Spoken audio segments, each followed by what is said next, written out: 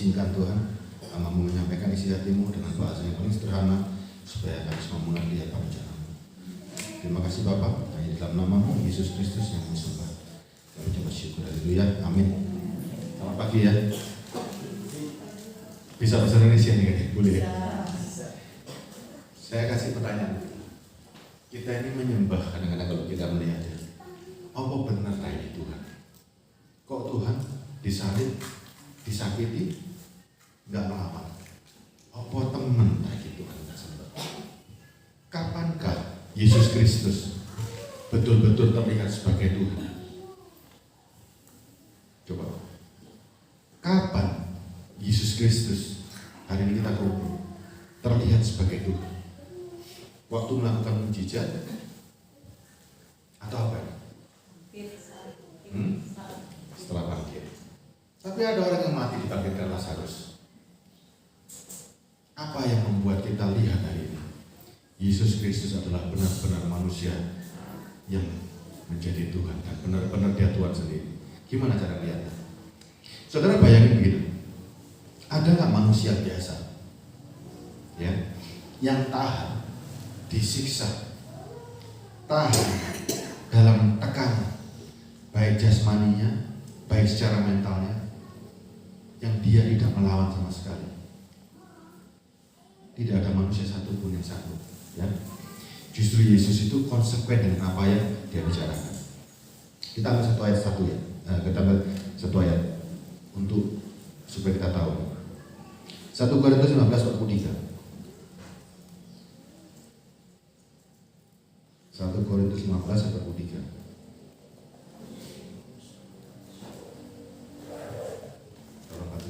Ya. 1 Korintus 15 ayat 43. Ditaburkan dalam kehinaan, dibangkitkan dalam kemuliaan, ditaburkan dalam kelemahan, dibangkitkan dalam kekuatan. Ditaburkan dalam kehinaan, dibangkitkan dalam kemuliaan, ditaburkan dalam kelemahan, dibangkitkan dalam kekuatan. Yesus Kristus, Tuhan yang kita sembah, kelihatan kekuatannya kapan? Waktu di kayu salib. Tidak ada manusia. Kalau Dia manusia, nek iki wong ketika disiksa. Makanya polisi, kalau kita masuk kantor polisi, supaya ngaku gimana caranya? Disiksa. Ya, karena tidak ada manusia yang tahan untuk disiksa. Tapi Yesus membuktikan bahwa Dia bukan manusia biasa. Kapan Dia buktikan? Di kayu salib. Yesus itu membuktikan Tuhannya justru ketika dalam kelemahan. Jangan salah. Kalau Tuhan membuktikan dalam perbuatannya, dalam mujizatnya, saudara akan membanding-bandingkan. Ada loh orang yang bisa bermujizat, ya kan? Tapi nggak ada yang bisa menunjukkan kekuatan dalam kelemahannya. Itu belum pernah ada. Yang ada hanya di dalam Yesus Kristus. Kalau namanya film-film atau cerita-cerita, kekuatannya dewa-dewa, Tuhan-Tuhan itu kan terlihat waktu Dia kuat-kuatnya, betul ya? Tapi Yesus berbeda. Dia tunjukkan kekuatannya waktu Dia kelihatan lemah. Gak ada manusia seperti kalau bukan Tuhan. Bayangin, disalib, dicambuk, tidak ada satu kalimat pun menyumpai, bahkan mengutuk. Coba bayangin kalau Pak Tono kan disiksa, dia dihabisin semuanya, padahal Dia punya kuasa yang begitu hebat. Kira-kira balas hari itu? Balas pasti, ya kan? Karena punya kekuatan. Tapi Dia mau tunjukkan kekuatan terbesarnya di mana? Waktu dalam kelemahan. Situasi paling lemah, situasi paling hina. Itulah Yesus Kristus menunjukkan kekuatannya Dia. Jadi saudara kalau tanya orang, apa Tuhan kok mati? Justru karena Dia lemah, Dia tunjukkan kekuatannya ketika sampai pada dasarnya bahwa Dia itu bukan manusia biasa. Kalau enggak Tuhan, tidak mungkin. Siapa yang tahan disiksa? Enggak ada. Disiksa bisa-bisa. Mulutnya pasti memaki. Ini enggak. Di kayu salib Dia bilang apa? Tuhan, ampunilah mereka sebab mereka tidak mengerti apa yang mereka berbuat. Itu firman yang diucapkan sebelumnya kan? Kasihilah musuhmu dan berdoalah untuk musuh. Jadi Yesus itu membuktikan apa yang Dia ucapkan. Satu persatu Dia buktikan. Jadi Dia bukan ngomong tok loh. Ketika dia bilang, kasihilah Tuhan Allahmu dengan segenap hati dan segenap pikiranmu, dia memberikan contoh. Di kayu salib dia taat. Mengasihi sama manusia dia buktikan. Sekalipun orang yang jahat sama dia, sekalipun musuhnya, tetap dia akui, aku ampuni kau. Manusia bisa seperti itu? Kalau manusia biasa nggak akan sanggup. Justru ayat ini menjadi hidup. Dalam kelemahan ditabur, dalam kelemahan dibangkitkan dalam kekuatan. Ayat referensi lagi tanya 2 Korintus 12 ayat 9. Paulus yang mengajarkan juga. Terinspirasi dari siapa? Dari Yesus Kristus. 2 Korintus 12 ayat 9. Tetapi jawab Tuhan kepadaku, cukuplah kasih karuniamu bagimu.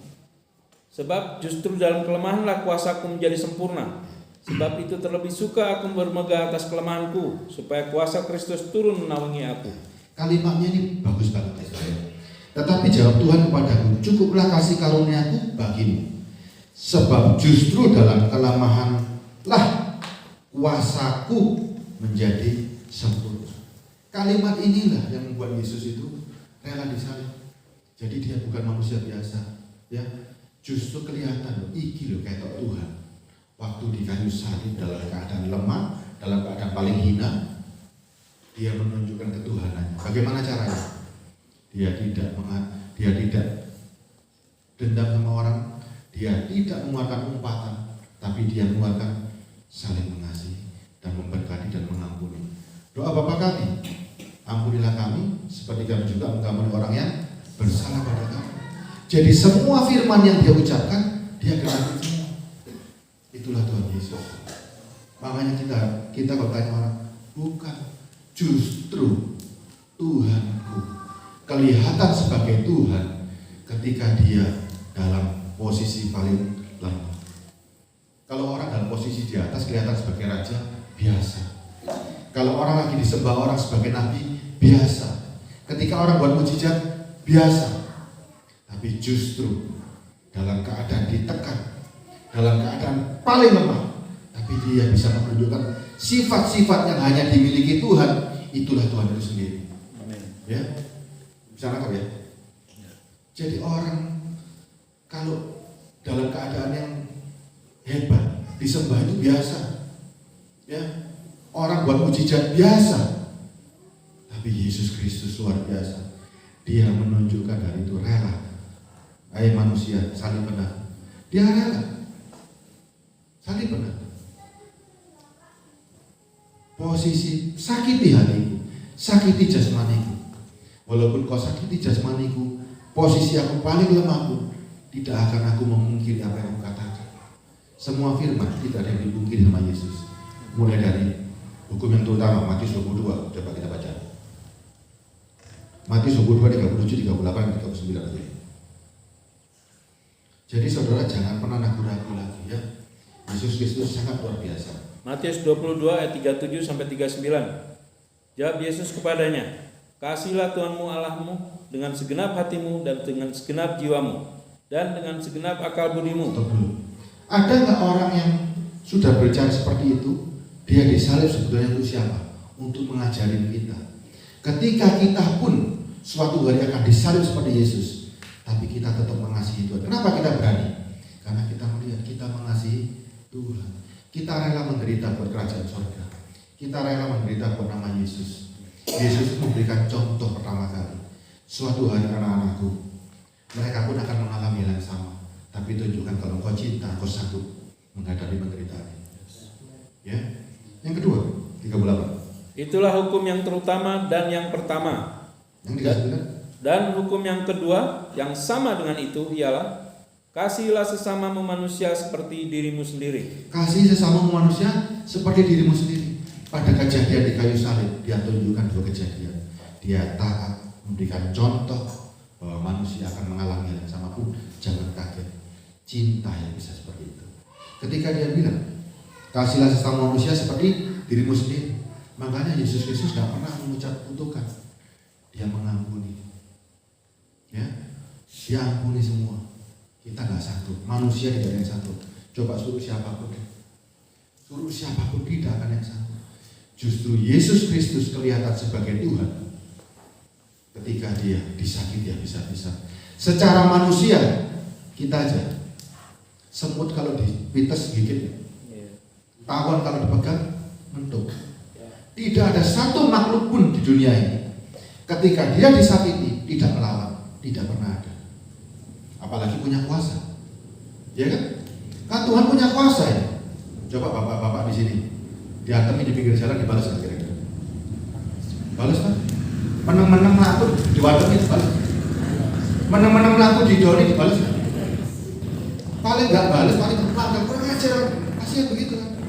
Coba, ada nggak manusia di sini ketika disakiti nggak balas? Secara refleks pasti. Misalnya bapak-bapak jalan ini di sawah, mobil buka kaca terus didorong, mangkel nggak?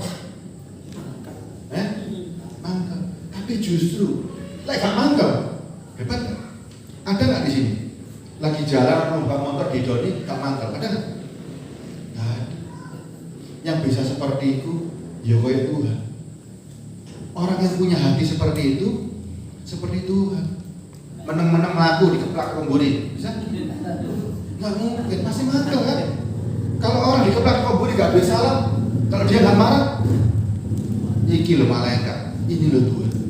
Justru Tuhan Yesus itu kelihatan sebagai Tuhan ketika dia ditekan habis-habisan.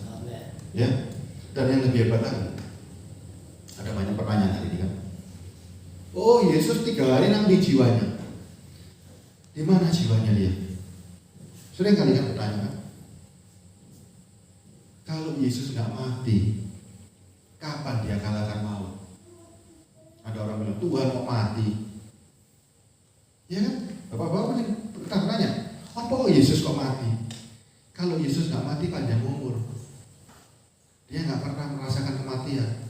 Buat apa kita percaya? Ya kan? Justru di antara semua orang di dunia ini, satu-satunya manusia yang pernah mengalahkan maut tanpa bantuan orang lain, siapa dia? Yesus Kristus. Kalau yang lain mati didoakan tangi biasa, karena ada kuasa yang membangkitkan.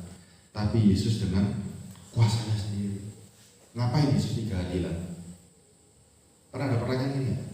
Tolong dinonang Yesus itu peristiwa yang sangat hebat, sangat hebat. Matius 12 ayat 39. Jadi pertanyaan-pertanyaan yang aneh-aneh ini gak apa-apa ditanyakan. Saudara harus ngerti ya, nanti rohnya Yesus ya. Matius 12 ayat 39. Tetapi jawabnya kepada mereka, angkatan yang jahat dan tidak setia ini menuntut suatu tanda, tetapi kepada mereka tidak akan diberikan tanda selain tanda Nabi Yunus. Ada angkatan yang jahat, orang-orang di luar, orang Kristen di luar sini. Yesus mulai nang di mati telung dino, ya kan? Angkatan yang jahat itu nggak diberitahu jawabnya. Jawabnya Yesus, mereka tidak diberi tanda selain tanda Nabi Yunus. Artinya apa? Pernah dengar cerita Nabi Yunus? Nabi Yunus itu tandanya apa? Masuk dalam perut ikan 3 hari. Jadi Yesus mau begini, kalau mau tahu aku 3 hari ngapain, lihat ceritanya Nabi Yunus. Ngapain dia 3 hari di perut ikan? Ya, ayat 40 jangan dibaca. Ayat 40. Sebab seperti Yunus tinggal di dalam perut ikan 3 hari 3 malam, demikian juga Anak Manusia akan tinggal di dalam rahim bumi 3 hari 3 malam. Jadi jelas kan? Kalau orang-orang yang bertanya pada saudara, lalu kok Yesus 3 hari? Kok nggak diberi tanda selain lihat Nabi Yunus? Ngapain di sana? Sebab seperti Yunus tinggal dalam perut ikan 3 hari 3 malam, demikian juga Anak Manusia akan tinggal dalam rahim bumi selama 3 hari 3 malam. Apa itu rahim bumi? Kenapa kok perlu waktu 3 hari? Ya? Oh kok suwe baru bagi 3 hari, kok kamari mati terus bangkit lagi? Kenapa? Ini Mbak Firman gak apa-apa ya, banyak alkitabnya ya, supaya ngerti.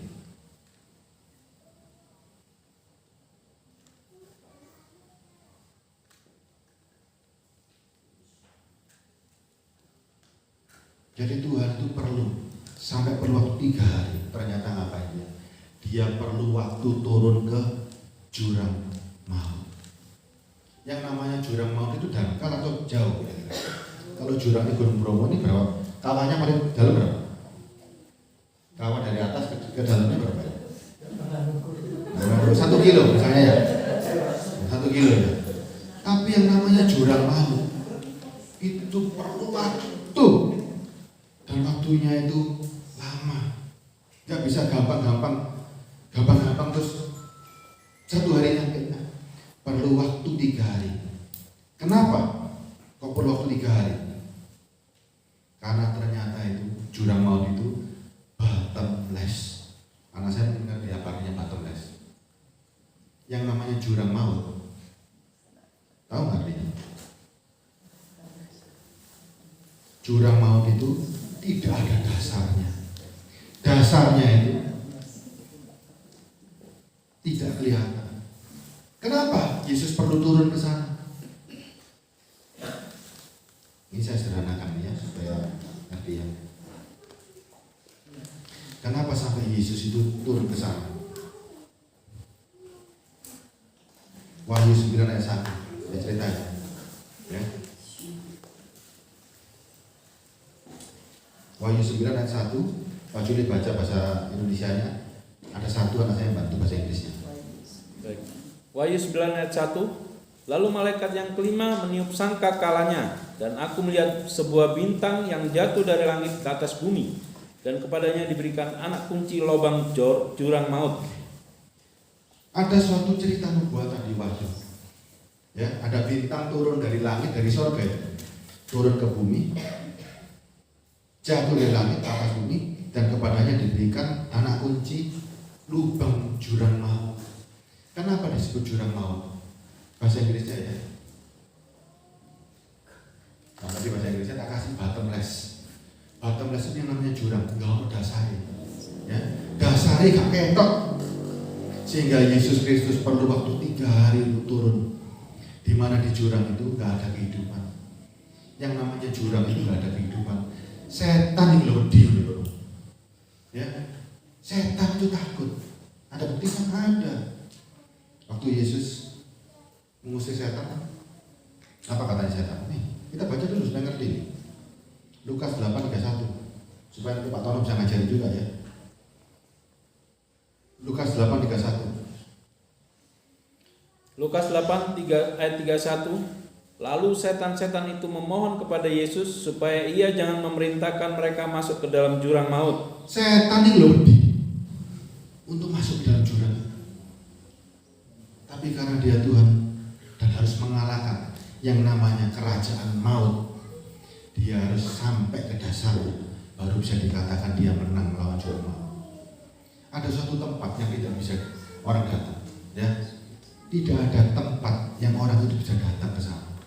Tapi Yesus Kristus harus mati dulu, rohnya tercabut dari jasmaninya, dan dia harus turun ke dalam rahim bumi. Rahim bumi itu dasar. Sampai di sana pun setan tidak kelihatan. Kenapa? Karena nggak ada kehidupan.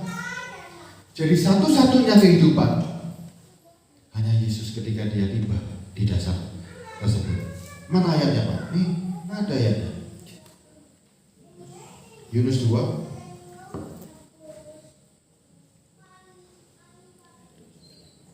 ayat 1 sampai 6. Saya bacakan aja. Berdoalah Yunus kepada Tuhan Allahnya di dalam perut ikan itu. Katanya, di dalam kesusahanku aku berseru pada Tuhan, dan ia menjawab aku dari tengah-tengah dunia orang mati aku. Aku berteriak dan kau dengarkan suaraku. Telah kau lemparkan aku ke tempat yang dalam, ke pusat lautan, dan aku terangkum oleh arus air. Segala gelora dan gelombangmu melingkupi aku. Dan aku berkata, telah terusir aku di hadapanmu. Mungkinkah aku memandang lagi baikmu yang kudus? Karena di dalam perut ikan gak kelihatan. Segala air telah mengepung aku, mengancam nyawaku. Samudra raya merangkum aku, lumut lautan membelit kepalaku. Nah ini yang Yesus lakukan, nomor 6-nya. Di dasar gunung-gunung aku tenggelam ke dasar bumi. Pintunya berpalang di belakangku. untuk selama-lamanya. Ketika itulah engkau naikkan nyawaku ke dalam liang kubur ya Tuhan Allahku. Ini Yunus. Yunus gak punya kunci buka palang pintu tersebut. Siapa yang sanggup turun dan naik kembali? Kalau Yunus pernah hampir mati dan dia dimuntahkan sama ikan. Kan peristiwanya hampir sama. Yunus di perut ikan, Yesus kemana? Yesus yang kayak begini. Di dasar gunung-gunung aku tenggelam ke dasar bumi. Pintunya berpalang di belakangku untuk selama-lamanya. Siapa yang punya kunci pintu itu tadi? Wahyu 91. Bintang di langit yang membawa kunci. Jadi kunci kerajaan maut sudah dibuka. Artinya apa? Sudah pernah yang namanya manusia datang kepada jurang maut ini. Untuk apa? Buka pintunya, artinya apa? Sudah dikalahkan. Bapak Ibu ini cari Tuhan buat apa sih? Kita hari ini kenapa mau menyembah Yesus? Coba, kenapa mau menyembah Yesus? Yesus itu bisa memberikan ini. Dia pernah mati dan dia bangkit. Itu yang membedakan kita, supaya kita punya jaminan. Enggak, contohnya begini. Pernah masuk kawannya Bromo? Kalau pernah masuk kawannya Bromo? Nah, belum dong? Kalau belum pernah masuk kan dibilang, kok kan belum tahu nih kawannya Bromo kok ngomong-ngomong, ya kan? Hanya orang yang bisa pernah masuk ke kawannya Bromo, baru keluar, baru dia bisa cerita kan? Mana apa nih cerita kawannya Bromo? Betul ya? Kalau nggak pernah masuk ke kawannya Bromo, suruh cerita gimana coba? Nggak bisa. Justru Yesus itu harus masuk ke dalam jurang maut supaya dia bisa bercerita. Maut sudah tak kalahkan. Kalau Yesus nggak mati, semaput, nggak dibilang mati, belum kalah mautnya, terus semaput. Ya, kalau cuma sehari, bisa jadi Yesus pingsan. Kenapa perlu 3 hari? Untuk membuktikan benar-benar Yesus itu mati dan sudah sampai dasar. Kan ada orang mati kecelakaan, jret, ketokannya mati, jawabannya tangi, belum mati, pingsan, belum terbukti. Kenapa perlu 3 hari? Sampai dasar. Bapak-bapak, ibu-ibu, kan kita kalau misalnya begini, ada orang tanya, kan setahun di Gor Bromo, durung, jojok ngomong. Pasti bapak ibu tak kepingin kan, siapa yang sanggup masuk ke jurang, terus urip maneh, begitu. Itulah yang dilakukan Yesus untuk membuktikan bahwa dia pernah sampai ke dasar jurang dan dia bangkit kembali. Karena itu kita percaya sama Yesus Kristus. Ada nama lain nggak yang bisa sampai kepada kerajaan surga untuk mengalahkan kematian? Gak usah surganya dulu deh. Oh coba di surga sih, dukur Yesus. Waduh, di dunia ini ada nggak orang yang pernah sampai ke dasar dan dia bisa naik sendiri? Coba. Gak ada. Tidak ada. Justru Yesus buktikan dengan dirinya sendiri. Ada gak yang bisa maksa Tuhan turun? Ada gak? Contohnya Bapak Ibu ini misalnya, kita bawa persembahan kepada sesuatu yang lebih berkuasa, bisa gak Tuhannya turun? Tuhan gak bisa diperintah yang namanya Tuhan. Kita ini kalau memberi sesembahan, itu hanya salah satu cara untuk merayu supaya Tuhan mau datang. Tapi Tuhan kan gak bisa dipaksa. Contoh lagi Bapak ini misalnya, saya tahu lebih enak pakai perumahan Pak di dunia ini. Bapak mau ke rumahnya Pak Tono. Pak Tono ini rumahnya gedongan di gereja itu misalnya. Ya, Bapak bawa persembahan di depan gereja. Pak Tono kira-kira mau keluar nggak? Belum tentu. Kenapa? Loh apa bang yang mencoba? Gowo, iki persembahan jadi Pak Tono mau aku akeh. Rumahku banyak persembahan karena dia raja. Apa yang membuat hati raja itu mau keluar atau mau keluar? Karena dia kasihan. Jadi atas inisiatifnya dia baru mau buka pintu, bukan karena dipaksa. Orang mau bertamu ke kerajaan, pasti sikapnya baik, ya kan? Orang kalau mau bertamu ke rumahnya orang, ada nggak bawa pacul, bawa parang, pecah pintu? Ada nggak? Nggak. Kalau orang mau bertamu ke rumahnya orang, pasti sopan. Makanya ketika semua ajaran pasti baik. Kenapa? karena mau merayu yang berkuasa ini. Tapi kan belum tentu berkuasa itu mau turun dari surga kepada bumi kalau nggak dia yang mau sendiri, ya. Ingatlah, Yesus Kristus itu membuat jalan pintas, ya. Jalan ini digawe gampang. Saudara mau jalannya angel apa gampang? Ya gampang. Ora usah angel-angel. Yesus itu membuat jalan paling gampang. Ya. Kalau cari agama Kristen itu mikirnya gini, lah apa boleh angel-angel. Mau ono sing janjeni kok gak percaya. Itu coba. Saudara mau cari Tuhan dengan berbagai cara, mungkin bisa, tapi susah. Mungkin bisa, kenapa? Saya bilang mungkin. Karena dulu sebelum ada Yesus Kristus, ada orang yang naik ke dalam kerajaan surga. Kalau kita baca di perjanjian lama kan ada. Tapi angel sangat mati. Nggak karu-karuan angel. Bapak kalau mau ketemu Tuhan, ya tidak boleh macam-macam, tidak boleh berbuat apapun, hidupnya menyendiri. Bisa. Misalnya ini, harus tidur di gua, nggak boleh makan puasa setahun, makan sekali setahun, sanggup? Nggak sanggup. Banyak ajaran itu baik, tapi satu pertanyaan, lek aku gawe salah sapa sing ngampuni ya? Kan gitu kan? Lek aku gawe salah sapa sing ngampuni? Justru Tuhan itu karena Maha Pengasih dan Pengampun, Dia datang sebagai rupa manusia. Kok Tuhan jadi manusia? Nah, pernah lihat Allah? Pernah lihat yang kuasa? Pernah delok sejenenge Tuhan? Ada yang lihat? Nggak pernah. Karena kita nggak pernah lihat Tuhan, dan itu tidak mungkin untuk dilihat manusia. Keluaran 33 ayat 20. Coba.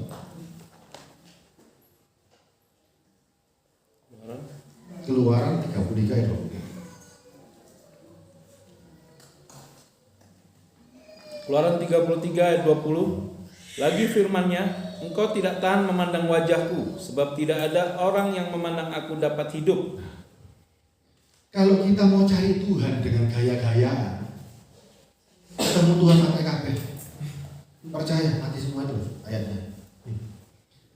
Engkau tidak tahan memandang wajahku, sebab tidak ada orang yang memandang aku dapat hidup. Manusia tidak mungkin bisa ketemu Tuhan.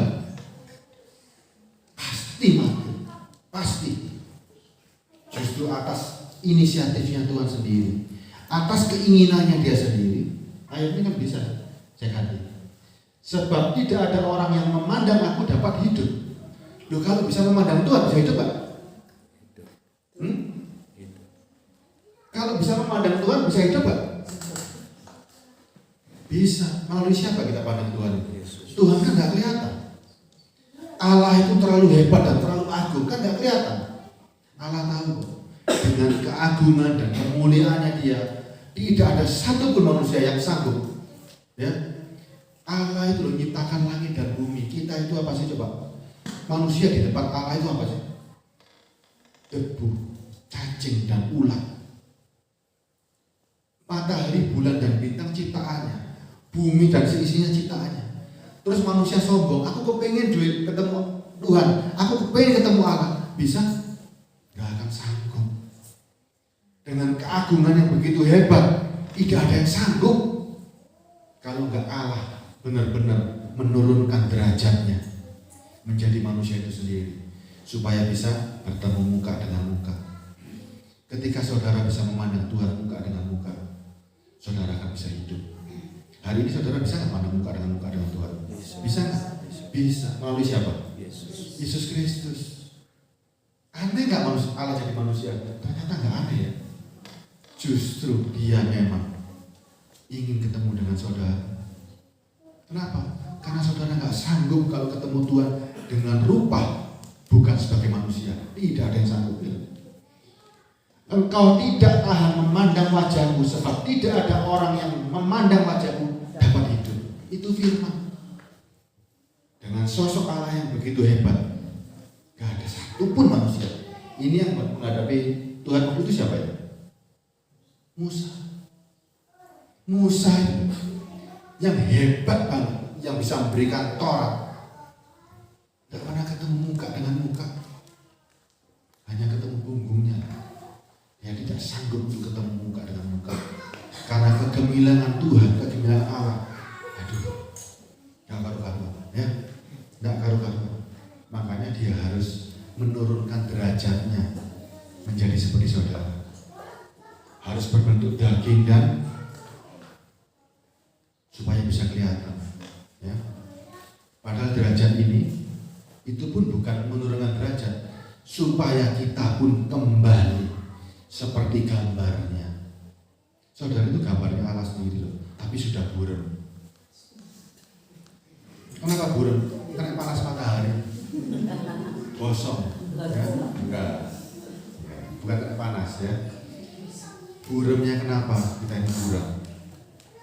Karena terlalu lama bergaul dengan keinginan dunia. Jadi gambar itu hilang, serupa dengan gambar dunia. Makanya Tuhan kepingin memulihkan. Tak balik namanya gambar-gambarnya anakku ini, supaya seperti Allah itu sendiri. Saudara harus yakin loh bahwa kita itu gambarnya Allah, ya, cetakan Allah. Walaupun ada yang kremosen, ada yang keriting, ada yang semua sama. Roh saudara itu ganteng-ganteng dan cantik-cantik. Jasmani itu yang membedakan, tapi roh semuanya sama, ya. Jangan minder Pak di sini. Di Bromo ini Bapak bilang gini loh, aku di sini jasmani itu tok sing elek, tapi rohku iki kaya Yesus Kristus. Amin. Itu loh, ya. Gak apa-apa jasmani ku elek, enggak masalah. Aku ireng ini enggak masalah. Jangan bingung dengan orang kota, ya. Enggak masalah. Tapi di dalamku aku ini seperti Yesus Kristus. Amin. Ya, jadi yang itu gambar itu yang mau dipulihkan sama Tuhan. Gambar kemuliaannya dirinya sendiri yang mau dipulihkan. Ya, kalau Tuhan nggak menjadi manusia, kita nggak tahu gambar kita seperti apa. Kalau Tuhan nggak mati, kita nggak tahu kehebatannya Yesus Kristus. Beneran kau Tuhan apa enggak? Justru ketika dia mati, disakiti dan dia mati, dia buktikan bahwa dia Tuhan. Kalau dia nggak mati panjang umur, ya kan? Langsung diangkat kan selesai. Tapi kan enggak, Tuhan buktikan supaya kita semua, kita ini kan bisa mengalami kematian kan? Ya kan? Apa yang kita alami jangan takut. Yesus bilang, aku sudah mengalahkan. Contoh, yang sudah ngikut dengan Yesus Kristus siapa? Ketika dia dianiaya, dia tidak menendang, bahkan mengambil. Siapa? Ada kejadian kan setelah Yesus disalib, ada manusia yang akhirnya ikut dengan apa yang Yesus ajarkan, menderita bersama Kristus, menderita demi kerajaan surga. Siapa? Martir pertama, Stefanus. Stefanus itu dirajam batu, tapi dia bilang begini, Bapa, ampuni mereka, sebab mereka tidak mengerti apa yang mereka lakukan. Lalu Stefanus lihat pintu surga terbuka dan Yesus menyambut. Kan akhirnya setelah perbuatan Yesus banyak orang yang kuat dan banyak orang yang niru. Apa yang Yesus janjikan itu dipenuhi semua. Apa yang Yesus ucapkan dia penuhi semua. Terutama ya, dirinya pernah mengucapkan, dia pun lakukan ucapannya itu. Sehingga kalau kita sekarang, Bapak bisa hidup selamanya atau mati untuk mengalami kehidupan yang akan datang. Kan harus mati kan. Tapi kita nggak takut lagi. Kenapa? Karena Tuhan yang kita sembah sudah pernah sampai ke jurang maut dan pintunya sudah terbuka. Artinya apa? Maut sudah dikalahkan. Sehingga kita yakin, aku pun juga nanti dibangkitkan seperti Yesus Kristus. Amin. Itu loh Kristen itu. Ya, nggak cari yang aneh. Tetap bekerja dengan rajin, tetap beribadah dengan rajin. Kita cuma pandang Yesus. Ada penderitaan biasa, kena panas biasa, kena panas sering biasa. Mau selama hidup di bumi, ya kan? Kalau nggak mau kepanasan di rumah saja, tapi orang iso mangan, ya kan? Semua itu di bumi jalani. Yang kita yakini cuma satu, aku lek mati bangkit maneh. Wong sakti nggak kita? Coba, wong sakti nggak? Sakti. Hah? Wong sakti, ya kan? Kan kita orang sakti semua Kalau nek mati temenan. Nek aku mati bangkit. Jadi siapa? Bapak Ibu. Jadi Yesus. Dan sudah lihat dengan mata kepala sendiri, disaksikan dan tertulis dalam kitab suci. Kan gampang. Nek kon mati. Nah, aku murid mana? Jadi siapa? Jadi Yesus. Kalau nggak percaya tuh, bocor Alkitab. Ya. Jadi kita ini orang-orang yang dipersiapkan untuk menghadapi kematian. Kristen, Yesus Kristus itu mempersiapkan anak-anaknya untuk menghadapi kematian. Kan gak ada yang sanggup. Coba tanya orang sak Bromo ini. Tanya satu Bromo, ono sing iso mati ya? Tanya satu Bromo, ada kan? Pasti jauh iso mati. Nah, yang jadi perbedaan cuma gitu. Kayak aku mati, ku urip maneh. Kan mereka mesti tanya, jari sapa? Jari Yesus. Yes. Ini bukti nih, waktu disalib, urip maneh.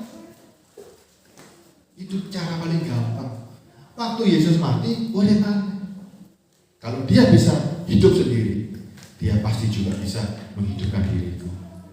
Itu yang kita yakini dan kita imani. Aku nggak mau, Pak, mati terus dikubur, gak bangkit lagi buat apa? Selagi aku hidup, aku dikasih pikiran, dikasih mata untuk melihat, dikasih telinga untuk mendengar. Aku akan cari siapa yang bisa membangkitkan aku ketika aku mati. Bukan bangkit itu dihakimi loh ya. Bukan bangkit itu dihakimi, tapi bangkit namaku tercatat dalam kitab kehidupan. Dan ada dua, sama-sama dibangkitkan, tapi yang satu diadili, yang satu ditulis namanya dalam kitab kehidupan. Yang satu kemana? Saya kasih ayatnya.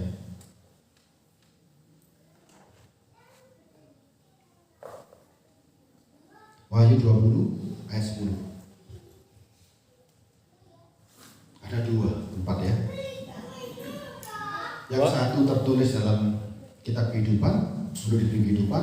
Yang satu masuk ke sini. Wahyu 20 ayat 10. Dan iblis yang menyesatkan mereka dilemparkan ke dalam lautan api dan belerang, yaitu tempat binatang dan nabi palsu itu, dan mereka disiksa siang malam sampai selama-lamanya. Bayangin, kalau aku dibangkitkan nanti untuk dihakimi buat apa? Tapi ini kan untuk nabi palsu. Ya, ini untuk nabi palsu. Saudara kan bukan nabi palsu, bukan guru dan bukan pengajar. Ini untuk saya dan untuk Pak Tom. Ya, siksaan selama-lamanya untuk para pengajar dan para nabi palsu. Saudara di mana? Ayat 12. Ayat 12. Dan aku melihat orang-orang mati, besar dan kecil, berdiri di depan takhta itu. Lalu dibuka semua kitab. Tak perlu banyak, saya bacakan aja. Dan aku melihat orang-orang mati, besar dan kecil, berdiri di depan takhta. Lalu dibuka juga sebuah kitab lain, yaitu kitab kehidupan. Namanya tertulis, saudara nggak dapat kehidupan. Terus yang satunya lagi kitab apa ya? Dan orang-orang mati dihakimi menurut perbuatan mereka, berdasarkan apa yang tertulis dalam kitab-kitab itu. Ada berapa banyak kitab hari di bumi ini? Coba, banyak. Tapi yang satu disebut kitab kehidupan. Kitab-kitab banyak, tapi untuk dihakimi, ya, bukan diberi kehidupan, dihakimi. Tulisannya begini kan?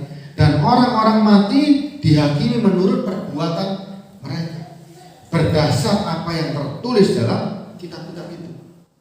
Terus 13-nya.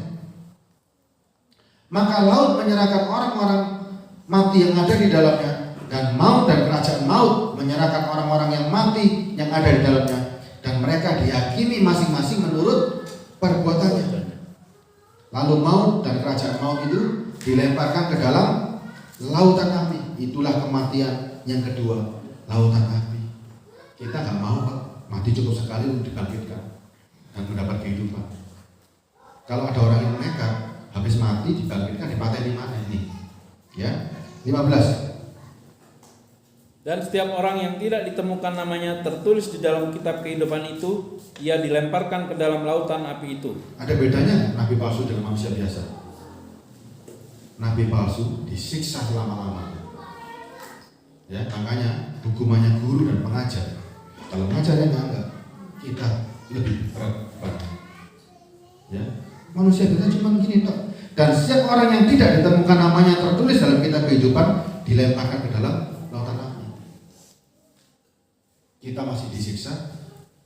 Manusia tadinya perbuatannya tidak sesuai dengan firman yang Tuhan ucapkan dan tidak percaya apa yang Tuhan omongkan.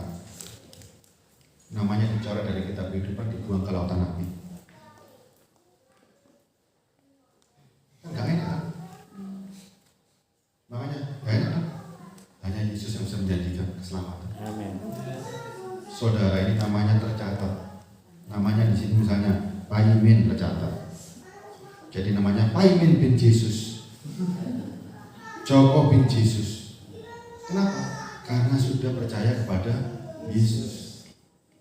Makanya disebut anak-anak Allah. Sudah pakai nama bin Yesus di belakangnya. Tanpa bin Yesus dicoret dari kitab kehidupan. Karena kitab kehidupan hanya miliknya Yesus Kristus. Tanpa kita punya nama bin Yesus di belakang, tidak ada masalah. Gimana cara mendapatkan nama bin Yesus? Gampang. Caranya gimana? Jadi pengikut Kristen. Ya kan, pengikut Kristen itu membawa nama pengikut Kristus. Caranya gimana? Dibaptis untuk percaya kepada Dia. Setelah saudara dibaptis kan menjadi orang Kristen. Begitu menjadi orang Kristen, namanya sudah ada bin Yesus. Gampang. Tapi orang Kristen harus bertanggung jawab penuh ketika dia memegang nama Yesus Kristus di belakang. Paham ya? Orang Kristen gak boleh sembarangan lagi. Begitu saudara percaya nama Yesus, nama Tuhan sendiri ada di Bapa ini, boleh sembarangan. Saudara bawa namanya Tuhan, boleh macam-macam? Gak boleh. Boleh gak bawa nama Tuhan ke tempat maksiat? Gak boleh. Boleh gak bawa nama Tuhan? Saudara jadi orang Kristen, tiba-tiba ngampung istri, boleh gak? Enggak boleh. Karena nama kita sudah Paimin bin Yesus, Tono bin Yesus, sudah berubah hidupnya. Dulu gak masalah. Saudara mau berbuat apa saja, gak ada yang komplain. Saudara akan diadili menurut perbuatan. Tapi ketika nama kita menjadi pengikut Kristus, menjadi orang Kristen, kita bertanggung jawab atas nama yang nempel. Gak boleh sembarangan lagi. Karena ada bin Yesus tadi, harus bertanggung jawab penuh. Itulah orang Kristen, ya. Saya cukup di sini, ya, supaya saudara bisa cerah. Jadi Yesus Kristus ketika Dia disalib justru kelihatan sifat-sifat ketuhanannya Dia. Yesus Kristus ketika mati justru menunjukkan bahwa Dia itu Tuhan sendiri. Kenapa? Karena Dia bisa bangkit. Kenapa perlu 3 hari untuk turun kepada jurang maut? Ya, perlu waktu 3 hari. Kalau Dia cuma 1 hari bisa disebut pingsan. Tapi Dia harus 3 hari, harus betul-betul yang namanya jasmaninya busuk. Secara jasmani melembung, ya sudah berbau. Menurut dunia itu tidak mungkin. Tapi menurut Tuhan, dalam kelemahan yang paling lemah, dalam situasi yang paling tidak masuk akal, aku membuktikan bahwa aku Tuhan. Itu yang Yesus lakukan. Ya, justru kita bangga dengan peristiwa penyaliban. Aku bangga dengan Yesus Kristus karena Engkau Allah sendiri, Engkau rela menjadi manusia, bahkan manusia yang paling hina untuk menunjukkan kekuatanmu. Itulah Yesus Kristus. Ya, kita tutup di sini. Bapa di surga, Engkau begitu hebat dan begitu agung. Engkau terlalu hebat Tuhan, jalanmu tak terselami. Kami siapa Tuhan hingga Kau cintai sedemikian luar biasanya. Engkau mau Tuhan menjadi manusia dan bahkan menjadi manusia yang paling hina untuk menunjukkan kekuatan-Mu yang luar biasa. Di dalam kelemahan-Mu Tuhan, kuasa-Mu bekerja.